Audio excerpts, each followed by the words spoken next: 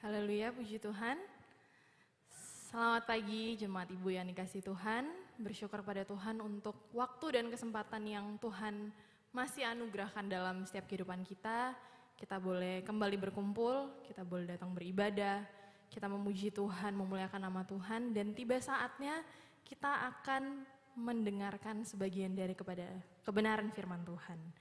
Dan tentunya firman Tuhan pada saat pagi hari ini masih berlanjut dalam Efesus, dan kita akan sama-sama melihat di dalam Efesus pasal yang ketiga ayat yang ke-14 sampai ayat yang ke-21. Dan di ayat ini kita akan melihat bahwa ini merupakan doa Paulus untuk jemaat Efesus. Tapi kita pun akan melihat bahwa doa ini tidak hanya berlaku bagi jemaat Efesus pada waktu itu, tapi doa ini juga untuk setiap orang-orang percaya. Berarti doa ini juga untuk setiap kita yang hadir pada saat pagi hari ini. Nah, sebelum kita akan melihat bersama-sama, ketika saya ingin memulai dengan menanyakan kepada Bapak Ibu semua. Ketika Bapak Ibu diberikan kesempatan untuk meminta sesuatu kepada Tuhan, atau ketika Bapak Ibu diberikan kesempatan untuk berdoa kepada Tuhan untuk orang yang Bapak Ibu kasihi, apa yang kira-kira akan Bapak Ibu minta? Apa yang kira-kira akan Bapak Ibu doakan? Nah, mungkin seringkali dalam kehidupan kita, beberapa dari antara kita, mungkin kita akan meminta atau kita akan berdoa supaya orang yang kita kasihi diberkati dalam usaha mereka, diberkati dalam pekerjaan mereka. Mereka memiliki kesehatan. Pokoknya kita seringkali memikirkan hal yang jasmani ketika kita mendoakan atau kita meminta sesuatu untuk orang yang kita kasihi. Nah, tapi pada saat pagi hari ini, kita akan melihat sesuatu hal yang menarik dari doa Paulus. Kita akan melihat bagaimana Paulus ketika dia berdoa untuk jemaat di Efesus, dia tidak berdoa supaya, tekanan yang terjadi pada waktu itu pergi daripada mereka. Paulus tidak meminta kalau beban hidup yang ada dalam jemaat di Efesus itu disingkirkan. Dia tidak meminta agar jemaat di Efesus memiliki kehidupan yang nyaman. Tapi kalau kita melihat, Paulus di sini mendoakan sesuatu yang lebih daripada itu. Dia mendoakan sesuatu yang lebih dalam. Dan seperti yang tadi saya katakan, doa ini bukan hanya berlaku bagi jemaat Efesus, tapi berlaku bagi setiap orang yang percaya. Jadi kalau kita sudah belajar dari minggu-minggu yang lalu, selama 3 pasal Paulus itu menjelaskan kebenaran dari karya keselamatan Allah. Dia menjelaskan tentang misteri Injil. Tapi kita melihat Paulus, dia tidak hanya mengajar, tapi dia kemudian berhenti dan dia berdoa. Karena dia tahu bahwa kebenaran setiap apapun yang dia sudah sampaikan itu tidak akan berarti tanpa sebuah doa. Nah, oleh karena itu kita akan sama-sama melihat dalam Efesus pasal yang ketiga, ayat yang ke-14 sampai ayat yang ke-21. Di situ dikatakan, itulah sebabnya aku sujud kepada Bapa, yang daripadanya semua turunan yang di dalam sorga dan di atas bumi menerima namanya. Aku berdoa supaya ia menurut kekayaan kemuliaannya menguatkan dan meneguhkan kamu oleh rohnya di dalam batinmu. Sehingga oleh imanmu Kristus diam di dalam hatimu dan kamu berakar serta berdasar di dalam kasih. Aku berdoa supaya kamu bersama-sama dengan segala orang kudus dapat memahami betapa lebarnya dan panjangnya dan tingginya dan dalamnya kasih Kristus. Dan dapat mengenal kasih itu sekalipun ia melampaui segala pengetahuan. Aku berdoa supaya kamu dipenuhi di dalam seluruh kepenuhan Allah. Bagi Dialah yang dapat melakukan jauh lebih banyak daripada yang kita doakan atau pikirkan, seperti yang ternyata dari kuasa yang bekerja di dalam kita. Bagi Dialah kemuliaan di dalam jemaat dan di dalam Kristus Yesus turun-temurun sampai selama-lamanya. Kalau kita akan membaca ayat-ayat ini, kita akan melihat ada 4 permohonan dalam doa Paulus. Dan tentunya kita tidak boleh melihat ini sebagai permohonan yang terpisah satu sama lain. Tapi ketika kita melihat permohonan ini, keempat permohonan ini tuh lebih seperti 4 bagian dari sebuah teleskop. Jadi satu permohonan membawa kepada permohonan yang berikutnya dan seterusnya. Nah, kalau kita melihat di sini, Paulus dia berdoa supaya manusia batinia dikuatkan secara rohani.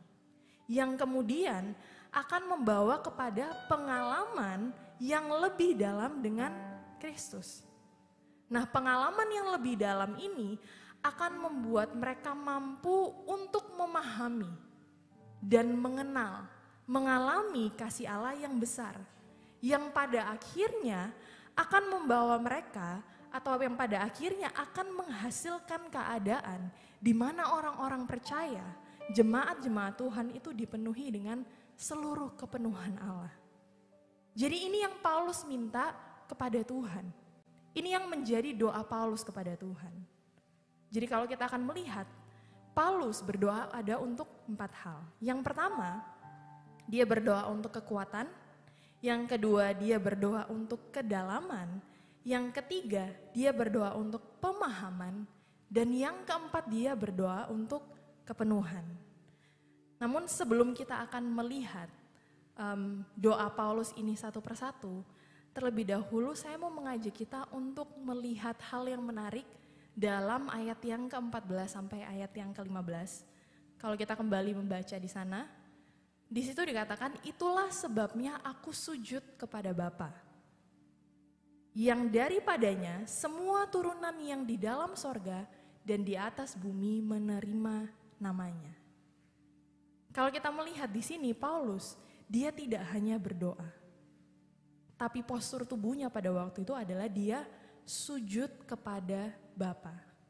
Nah, tentunya bagi setiap kita yang ada saat pagi hari ini, berdoa sambil bersujud, berdoa sambil berlutut, itu merupakan hal yang biasa, hal yang umum, yang sering kita lakukan. Tetapi kalau kita mengetahui pada zaman itu, postur tubuh berdoa sambil bersujud itu tidak biasa. Yang terjadi adalah seringkali mereka itu berdoa sambil berdiri. Ini yang terjadi di zaman pada waktu itu. Jadi kita melihat di sini postur tubuh Paulus ketika dia bersujud sebenarnya itu menunjukkan adanya luapan perasaan dan kerendahan hati yang sangat dalam kepada Allah. Tanda penghormatan kepada Bapa yang dia sembah. Jadi dengan sungguh-sungguh, dengan segala kerendahan hati, dengan penuh penghormatan kepada Allah, penuh penghormatan kepada Bapa, Paulus, dia membawa semua permohonan ini. Dia meminta kepada Bapa, dia berdoa kepada Bapanya. Dan hal pertama yang dia doakan adalah kekuatan. Dan itu kita bisa lihat dalam ayat yang ke-16. Kalau mungkin kita bertanya, kenapa Paulus mendoakan akan hal ini? Kenapa dia mendoakan kekuatan? Tentunya Paulus, dia mengetahui bahwa jemaat di Efesus, mereka itu mengalami tekanan sosial, tekanan spiritual. Karena kita tahu bahwa Efesus itu adalah kota yang penuh dengan penyembahan berhala. Dan orang-orang percaya yang hidup di sana, mereka mendapatkan tekanan yang besar dari lingkungan. Mereka mendapat serangan yang besar dari lingkungan. Dan tekanan serangan yang mereka hadapi, itu bukan tekanan serangan yang mudah, yang ringan, tidak. Dan ketika Paulus menaikkan doa ini, fokus dari Paulus itu bukan supaya penderitaan mereka itu hilang. Fokus daripada Paulus itu bukan supaya hidup jemaat di Efesus itu menjadi lebih ringan. Supaya serangan-serangan berkurang, tekanan-tekanan yang mereka hadapi berkurang. Tapi kalau kita melihat di ayat yang ke-16, yang Paulus doakan adalah dia berdoa supaya batin mereka dikuatkan melalui kuasa Roh Kudus. Ini yang Paulus doakan. Jadi hal pertama yang Paulus doakan itu bukan tentang kehidupan jasmani dari jemaat yang ada. Bukan soal kekayaan, bukan soal kenyamanan, bukan supaya mereka terhindar dari serangan, tekanan yang ada, bukan supaya hidup mereka bebas dari yang namanya penderitaan dan lain sebagainya, tidak. Tapi yang Paulus doakan di sini adalah kekuatan batin. Nah, batin ini berbicara tentang bagian dalam manusia yang tidak terlihat secara fisik. Batin itu berbicara tentang pikiran, perasaan, emosi, niat, kehendak. Ini. Nah, hal ini Paulus doakan karena dia tahu ini adalah hal yang penting. Dan Tuhan pun tahu bahwa masalah terbesar dalam hidup kita itu sebenarnya bukan semata-mata kondisi luar yang menekan, tetapi kelemahan yang ada di dalam. Jadi bukan hanya semata-mata permasalahan, keadaan yang ada di luar. Tapi sebenarnya itu berbicara tentang kelemahan yang ada di dalam. Berapa banyak dari antara kita yang seringkali kita berdoa kepada Tuhan supaya situasi di sekitar saya berubah. Berapa banyak dari antara kita yang kita berdoa supaya keadaan itu berubah. Kita minta Tuhan menolong usaha kita. Kita meminta Tuhan menolong relasi kita yang mungkin retak. Tapi di sini kita melihat Paulus menunjukkan sebuah fokus yang berbeda. Dia berdoa agar Tuhan mengubah diri kita di tengah keadaan itu. Walaupun mungkin tekanan serangan ada, walaupun mungkin sakit penyakit itu nyata dalam kehidupan kita, nyata kita rasakan. Tetapi yang Paulus doakan adalah supaya walaupun semua ini tetap terjadi dalam kehidupan kita, nyata terlihat dalam kehidupan kita, tapi biarlah batin kita selalu dikuatkan oleh Roh Kudus. Batin kita selalu diteguhkan oleh Roh Kudus. Makanya sekali lagi persoalan utama seringkali itu bukan beban luar yang berat, melainkan batin kita yang sebenarnya rapuh. Kita seringkali kehabisan tenaga bukan karena kehidupan yang terlalu menekan, tetapi karena hati kita yang terlalu lemah untuk menanggung tekanan itu. Inilah sebabnya Paulus meminta supaya setiap orang percaya, jemaat-jemaat Tuhan, dikuatkan dari dalam oleh Roh Kudus. Roh Kuduslah yang memberikan ketahanan, Roh Kuduslah yang memberikan kemampuan, kekuatan, pengharapan, keberanian untuk kita tetap berjalan. Bahkan ketika keadaan di luar, keadaan yang terjadi dalam hidup kita itu tidak berubah. Kalau kita menyadari kekuatan yang kita dapatkan dalam kehidupan ini, itu hanya berasal dari Roh Kudus. Kekuatan yang kita dapatkan itu hanya berasal dari Tuhan. Bukan karena kita kuat, bukan karena kita hebat, bukan karena kita tahu semua tentang kebenaran firman Tuhan. Bukan karena kita sering berolahraga supaya saya kuat, sehat, tidak sakit, tidak. Tapi kalau kita mau menyadari kekuatan kita itu hanya berasal dari Roh Kudus yang tinggal dalam hati kita. Roh Kudus yang tinggal dalam kehidupan kita. Roh Kuduslah yang membuat kita kuat. Bukan karena kita sendiri, bukan karena kekuatan kita sendiri. Dan di poin ini, Paulus berdoa supaya setiap jemaat batinnya dikuatkan. Supaya setiap jemaat Tuhan batinnya diteguhkan oleh Roh Kudus. Karena dia menyadari bahwa kekuatan dari Roh Kudus, kekuatan dari Roh Allah dalam batin manusia, itu adalah kekuatan yang terbaik. Kekuatan inilah yang memampukan setiap orang percaya untuk melayani, untuk bertekun di dalam kebenaran. Kekuatan batinia inilah yang membuat orang percaya tetap bertahan sampai pada akhirnya. Kekuatan batinia inilah yang membuat kita menang. Dan saya yakin dan percaya bahwa setiap kita yang ada, tentunya kita ingin hidup memuliakan Allah. Dan kalau kita ingin hidup memuliakan Allah, kita hanya dapat hidup bagi kemuliaan Allah ketika setiap kita menyerahkan diri kita kepada Roh Kudus dan membiarkan Dia mengambil alih manusia batinia kita, mengendalikan manusia batinia kita. Oleh karena itu, segala yang baik yang dapat kita lakukan dalam hidup ini, itu semua hanya karena kasih karunia Allah. Segala yang baik yang dapat kita lakukan, itu karena kasih karunia Allah. Itu karena Roh Kudus-Nya yang bekerja di dalam hidup kita. Karena Roh Kudus yang menguatkan di dalam batin kita, di dalam hati kita. Jadi ketika Roh Kudus membuat kebenaran itu hidup, ini akan membawa kita kepada pengalaman yang lebih dalam, yaitu di mana kita mengalami kasih Kristus yang mengubahkan. Dan oleh karena itu kalau kita melihat, hal kedua yang Paulus doakan adalah tentang kedalaman. Kalau kita kembali membaca dalam ayat yang ke-17, di situ dikatakan, sehingga oleh imanmu Kristus diam di dalam hatimu dan kamu berakar serta berdasar di dalam kasih. Paulus di sini menggunakan 3 gambaran untuk menjelaskan tentang kedalaman rohani.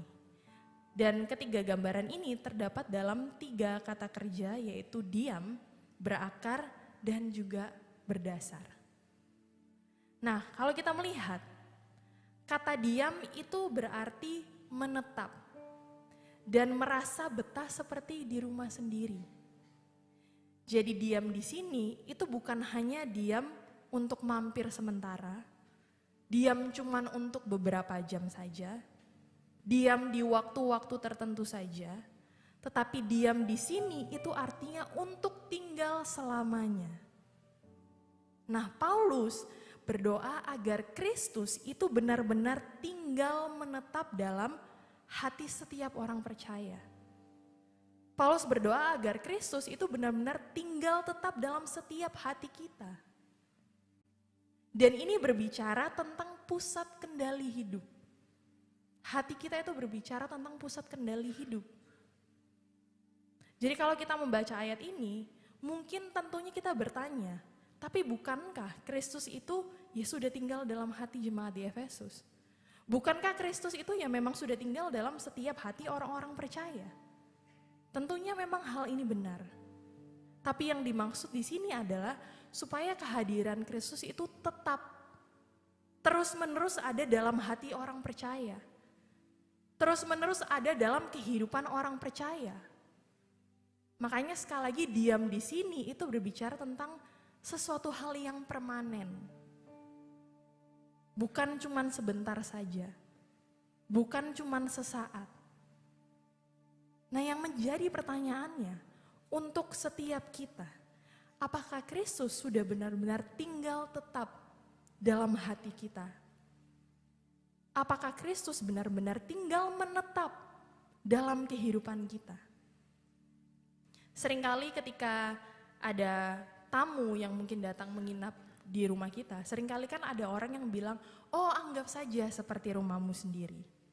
Gak apa-apa, anggap aja kayak ini rumahmu sendiri. Tetapi sebenarnya di dalam hati kita, kita tahu, kita menyadari, sebenarnya seakan-akan omongan itu cuma sebagai formalitas saja. Kita tahu sebenarnya dalam hati kita sedikit ragu ngomong itu. Kita sedikit khawatir. Kita tidak mungkin membiarkan tamu yang datang itu benar-benar menganggap rumah kita sebagai rumah dia sendiri. Sebenarnya seringkali yang kita maksud dalam hati kita, oh kamu boleh datang nginap di rumah saya. Nanti tapi kamu tidurnya di kamar tamu. Dan kamu gak boleh ke ruangan ini, ruangan ini, ruangan ini. Karena ruangan ini itu privasi saya. Kamu tidak boleh ke ruangan yang itu. Karena ruangan itu berantakan, berdebu dan lain sebagainya. Jadi ada hal-hal yang tentunya kita tidak ingin perlihatkan kepada tamu itu. Dan kita melihat, ironisnya, masih banyak sekali orang-orang percaya, orang-orang Kristen, di mana kita melakukan hal ini kepada Kristus. Ironisnya, tanpa kita sadari, seringkali ini yang kita lakukan kepada Tuhan. Kita menganggap Tuhan, kita menganggap Kristus itu cuma seperti tamu. Kita membiarkan dia tinggal di dalam hati kita, tapi cuma hari Minggu aja, cuma 2 jam saja. Setelah keluar dari gereja, kita seakan-akan seperti orang yang Kristus itu tidak tinggal dalam hati kita. Oh, kita berkata kepada Tuhan, Tuhan boleh tinggal dalam hati saya. Tuhan boleh tinggal dalam kehidupan saya.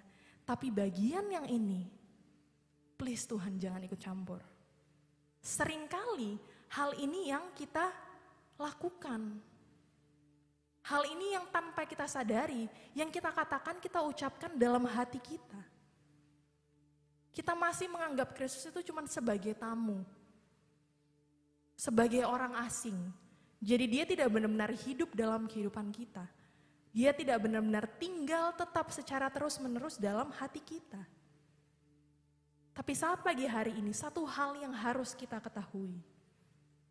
Tuhan, dia itu ingin tinggal dalam setiap hati kita. Dia ingin menjadikan hati kita tempat di mana dia itu bisa berdiam secara terus-menerus. Dia ingin menjadikan hati kita sebagai rumahnya. Dan ketika Tuhan mengisi tempat dalam hati kita, ketika dia benar-benar tinggal di dalam hati kita, itu artinya dia itu berhak atas seluruh kehidupan kita. Karena dia yang menjadi pusat dalam kehidupan kita. Dan hal inilah yang Paulus doakan untuk jemaat Efesus. Hal ini yang Paulus doakan untuk setiap orang-orang percaya. Supaya hati kita benar-benar menjadi tempat di mana dia berdiam. Secara terus-menerus. Bukan hanya sesaat. Bukan hanya di waktu tertentu.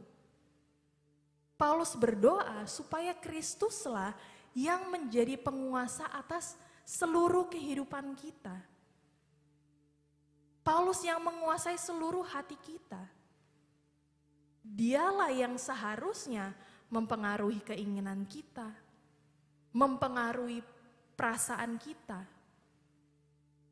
mempengaruhi kehendak kita. Harusnya Kristus. Jadi Kristuslah yang seharusnya menjadi satu-satunya, tidak ada yang lain. Satu-satunya pusat dalam hidup kita. Kristus yang seharusnya menjadi satu-satunya pusat dalam hati kita. Ini yang didoakan Paulus. Tapi kemudian kita melihat gambaran yang kedua, itu adalah gambaran berakar. Nah, ketika berbicara tentang berakar, ini pasti ada hubungannya dengan tumbuhan. Berhubungan dengan dunia tumbuhan. Sebuah pohon itu harus memiliki akar yang begitu dalam, sehingga pohon ini bisa mendapatkan nutrisi. Sehingga pohon ini bisa mendapatkan kestabilan. Demikian juga dengan kehidupan orang percaya. Hidup kita harus berakar begitu dalamnya di dalam Kristus, di dalam kasih Kristus. Kita harus menancapkan akar rohani kita dalam kasih Allah agar apa? Agar kita itu tidak mudah goyah. Kita tidak mudah jatuh. Nah, selain berakar, gambaran yang dipakai oleh Paulus adalah tentang dasar. Kalau berbicara tentang dasar, ini pasti berbicara tentang suatu bangunan. Ada hubungannya dengan arsitektur. Nah, ketika sebuah bangunan, dia memiliki fondasi yang kuat. Dia memiliki fondasi yang benar, fondasi yang kuat, fondasi yang kokoh. Pasti bangunan itu tidak akan mudah runtuh. Ya sama halnya dengan kehidupan kita. Ketika kita memiliki dasar yang kuat, dasar yang kokoh, ketika badai itu datang, ketika pergumulan itu datang, ketika keadaan di sekitar kita tidak berubah, masih begitu-begitu saja. Sakit penyakit masih ada. Mungkin relasi kita dengan orang lain masih tidak baik-baik saja. Tapi yang terjadi adalah kalau kita memiliki fondasi yang kuat, kita memiliki dasar yang kuat, hal-hal ini tidak akan membuat kita runtuh. Karena hidup kita memiliki dasar yang kuat, memiliki dasar yang kokoh. Jadi kalau kita melihat kasih, itu adalah tanah yang di dalamnya orang percaya berakar dan bertumbuh. Kasih Kristus adalah dasar yang di atasnya setiap kita dibangun. Dan kasih ini tentunya berbicara tentang kasih Allah.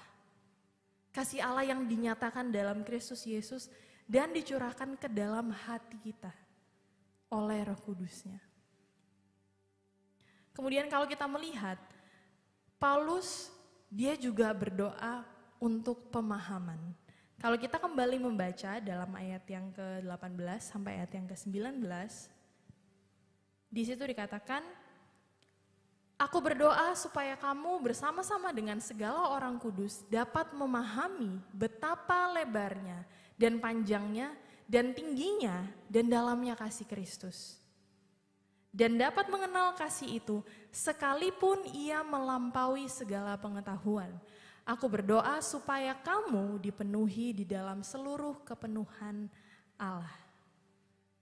Kita melihat bahwa Paulus berdoa supaya setiap orang percaya itu memahami kasih Allah, memahami kasih Kristus. Tapi dia tidak berhenti hanya di situ. Dia pun berdoa supaya orang-orang percaya itu bukan hanya sampai di pengetahuan saja tentang kasih Kristus. Tapi mereka benar-benar mengalami kasih Kristus itu sendiri. Jadi tidak hanya berhenti secara intelektual. Itulah sebabnya kalau kita melihat di sini, Paulus dia menggunakan dimensi lebar, panjang, tinggi, dan dalam. Karena Paulus ingin kita memahami akan kasih Kristus. Paulus ingin kita tahu bahwa kasih Kristus itu ya sedemikian lebarnya, sedemikian panjangnya, tingginya, dalamnya. Kasih Kristus itu begitu lebar, di mana kasih Kristus itu menjangkau semua orang. Tidak ada satupun orang yang terlalu berdosa. Tidak ada satupun orang yang terlalu hina, terlalu rusak untuk dikasihi oleh Kristus. Ini yang dimaksud oleh kasih Tuhan yang begitu lebar. Paulus juga menuliskan panjang. Coba ketahui panjang kasih Kristus. Kasih Kristus itu begitu panjangnya. Seringkali kasih kita itu berhenti ketika orang lain itu mengecewakan kita. Ketika orang lain berbuat salah kepada kita. Akhirnya itu yang membuat kasih kita berhenti.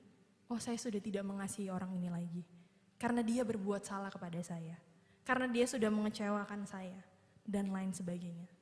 Tapi kalau kita melihat di sini, kasih Yesus itu sedemikian panjangnya.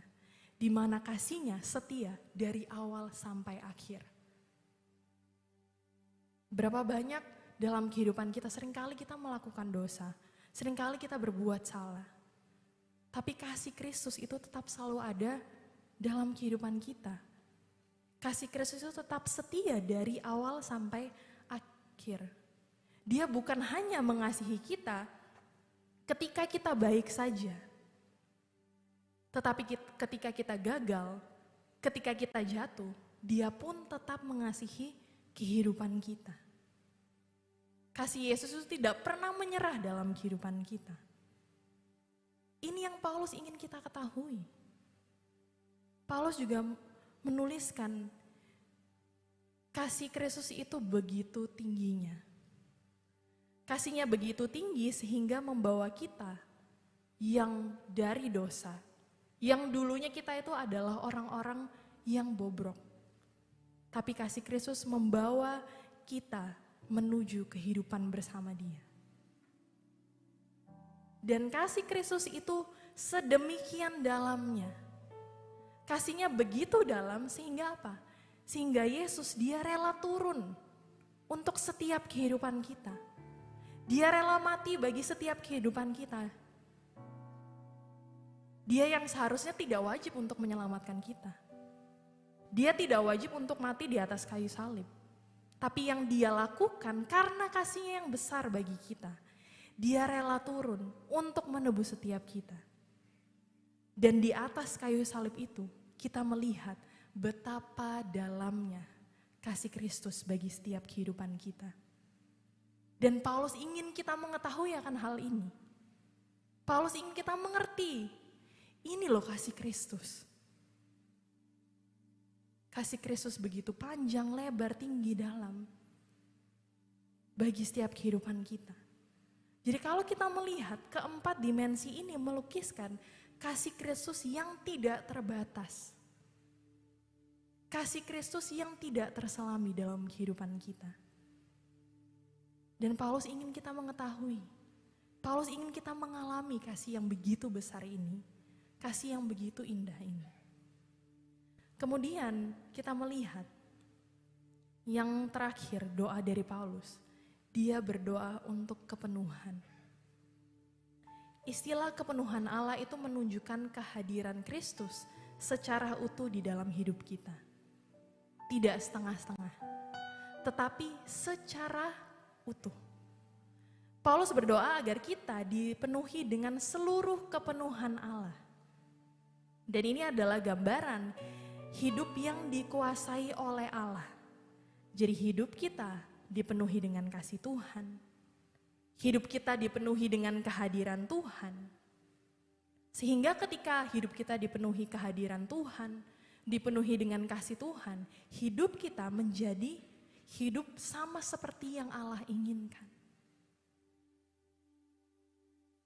Jadi kita melihat ini, hal inilah yang menjadi doa Paulus untuk jemaat-jemaat, untuk setiap orang-orang percaya. Dan kalau kita melihat, kemudian di akhir doa Paulus, setelah dia meminta hal ini kepada Bapanya, kepada Tuhan, dia berdoa, dia menutup dengan pujian yang luar biasa. Dia menutup bagian ini dengan sebuah pengakuan yang sangat indah tentang kuasa Allah. Kalau kita membaca dalam ayat-ayat terakhir, dalam ayat yang ke-20 sampai ayat yang ke-21, di situ dikatakan, bagi dialah yang dapat melakukan jauh lebih banyak daripada yang kita doakan atau pikirkan, seperti yang ternyata dari kuasa yang bekerja di dalam kita. Bagi dialah kemuliaan di dalam jemaat dan di dalam Kristus Yesus, turun-temurun sampai selama-lamanya. Amin. Paulus menuliskan bahwa Allah itu mampu melakukan segala sesuatu. Lebih dari segala sesuatu. Jauh lebih dari segala sesuatu. Bahkan kalau kita melihat di ayat ini, melampaui segala sesuatu yang dapat kita bayangkan. Melampaui segala sesuatu yang dapat kita pikirkan. Paulus di sini ingin memakai semua kata yang mungkin untuk menggambarkan besarnya kuasa Allah. Ini berbicara tentang kuasa Allah yang aktif. Kuasa itu yang membangkitkan Kristus dari kematian. Kuasa Allah ini yang mendamaikan orang Yahudi dan bukan Yahudi. Kuasa Allah ini yang meninggikan dia di atas segala sesuatu. Dan yang menakjubkan adalah kuasa yang begitu besar ini tersedia bagi setiap kehidupan kita. Ketika kita berdoa, Tuhan tidak hanya menjawab doa, tapi Dia melakukan lebih daripada yang kita bayangkan. Mungkin seringkali kita tidak melihat hasilnya sekarang. Mungkin seringkali kelihatannya seperti Tuhan itu berdiam. Seperti keadaan ya gini-gini aja, tidak ada perubahan.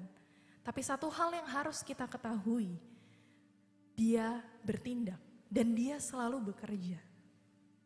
Itulah sebabnya iman orang percaya, Iman Kristen adalah iman kepada Allah yang hidup, bukan kepada Allah yang mati.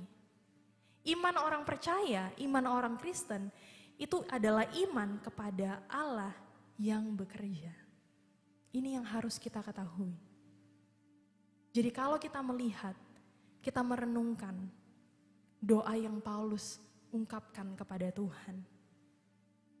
Doa ini adalah doa yang begitu indah.